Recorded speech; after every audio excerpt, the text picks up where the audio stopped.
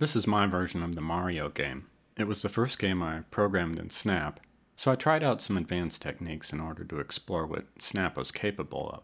For example, in my version, the hero stays in the center while the foreground and background move. This turned out to be somewhat complex to implement, so I don't recommend it. The hero moves through a sequence of 3 different costumes that are flipped for left and right movement for a total of 6.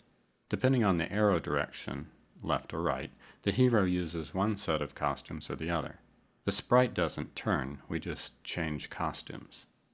Everything is a sprite in Snap, including our hero, the enemy, the obstacles, the coins, the brick surface he walks on, and the background cats. The cats are a bit odd. It would have been better to create more of a landscape with trees, clouds, mountains, etc. One thing to note is that our hero moves faster than the background cats. This is to give a sense of distance. Things in the distance appear to move slower than things that are closer. There is a concept of lives. The hero starts with 1 and can add lives by jumping up to capture coins. Notice the lives counter increasing when coins are captured. The up arrow causes the hero to jump. Also note that he moves forward 1 step in the current direction when he jumps. This wasn't necessary to capture coins, but it's essential to allow the hero to jump up on obstacles. He has to move forward as well as up. The enemy is supposed to be a random element that moves independently of the hero. If the enemy collides with the hero, the game is over. The hero can jump over the enemy. Now we'll show the hero jumping up on an obstacle. Basically, you have to get close to the obstacle without actually touching it. Again, the jump moves the hero forward a step in the current direction. Once on the obstacle, the hero can walk across it and jump for coins. Notice that the hero drops down when he steps off the obstacle, which suggests gravity.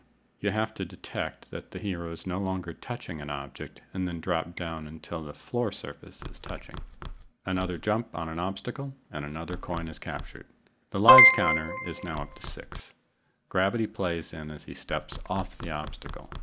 The environment keeps moving as the hero moves on. Let's go back now and show collisions with obstacles. But first, let's jump up on a block to avoid the enemy.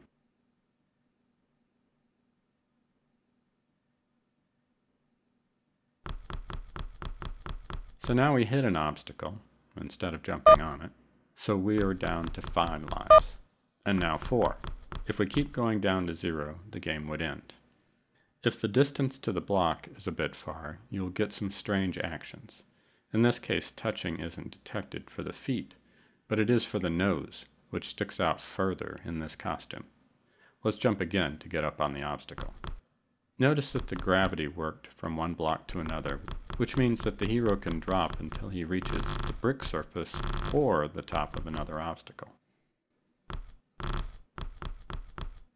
Okay, now let's kill off our hero by letting the enemy catch him.